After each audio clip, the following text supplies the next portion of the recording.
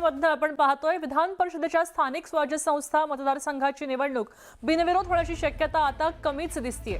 अशा चर्चा सुरू आहेत कारण भाजपचा बिनविरोधचा फॉर्म्युला नागपुरात चालणार नाही असं काँग्रेस नेते सुनील केदार यांनी स्पष्ट केलंय।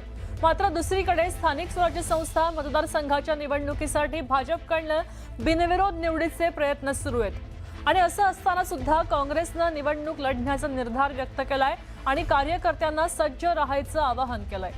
त्याचबरोबर नागपुरात नागपूर जिल्हा ग्रामीण काँग्रेसचे नगरसेवक आणि नगराध्यक्षांची ही बैठक झाली। यावेळी काँग्रेस ही निवडणूक पूर्ण ताकदीने लढणार आणि संख्याबळ निकालावर स्पष्ट असेल असा सूचक इशारा केदारांनी दिलाय। निवडणुकीच्या मुद्द्यावर सुनील केदार, खासदार श्यामकुमार बर्वे आणि माजी मंत्री राजेंद्र मुळीक सुद्धा उपस्थित होते।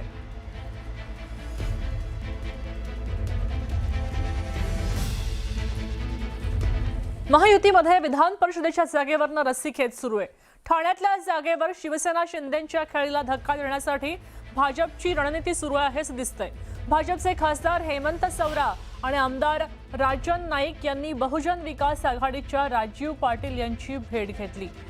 ठाणे विधान परिषदेसाठी राजीव पाटील यांच्या नावाची चर्चा सुरू आहे। एकनाथ शिंदे यांची शिवसेना क्षितेज ठाकूर यांच्या नावाचा विचार करत असताना भाजप नेत्यांनी राजीव पाटील यांची भेट घेतल्यानं चर्चेला उधाण आलंय।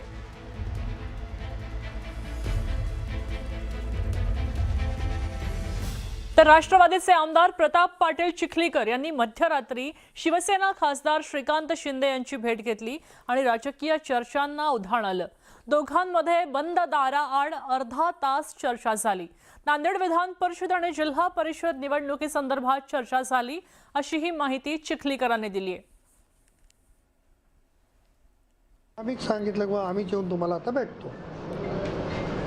मी पण लोकसभेमध्ये होतो आणि ते पण लोकसभेमध्ये होते। एक जे सहकारी नांदेडमध्ये आले त्यांचं स्वागत करावं हा त्याच्यामागचा उद्देश आहे आणि आम्ही युतीमधले असल्यामुळं त्यांचं स्वागत करण्यासाठी आम्ही आलो। घरी भेट व्हायच्या ऐवजी इथं भेट झाली। तब्बल अर्धा पाऊण तास तुम्ही आतमध्ये होतात, बंद दाराआड काही चर्चा वगैरे आल्यावर काहीतरी चर्चा होणारच आणि आता सगळ्या काही चर्चा लपून राहिलेल्या नाही।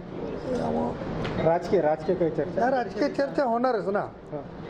ते शिवसेनेचे नेते आहेत, आम्ही राष्ट्रवादीचे कार्यकर्ते आहेत, त्याच्यामुळे दोन पक्ष एकत्रितपणाने आल्यावर काहीतरी चर्चा होणारच। संभाव्य जिल्हा परिषद असेल, विधान परिषद असेल, पण ज्या काही चर्चा करायची।